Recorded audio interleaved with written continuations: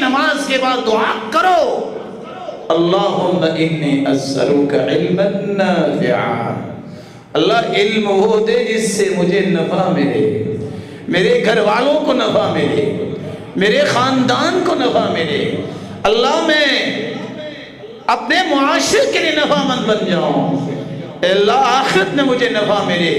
یہ نفع مند علم وہ ہے جس سے سب سے پہلا انعام یہ ملتا ہے تقرب الہی، اللہ کے قریب ہوتا ہی وہ انسان ہے جس کے پاس نفع مند علم ہوتا۔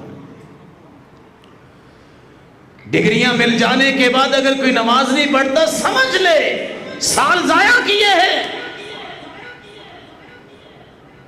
اگر ڈگریاں مل جانے کے بعد بھی اس کو یہ احساس نہیں ہے کہ اللہ تعالیٰ نے عبادت کے لیے پیدا کیا ہے، مجھے اس بات کا خیال رکھنا ہے، اس کے علم کا کوئی فائدہ نہیں۔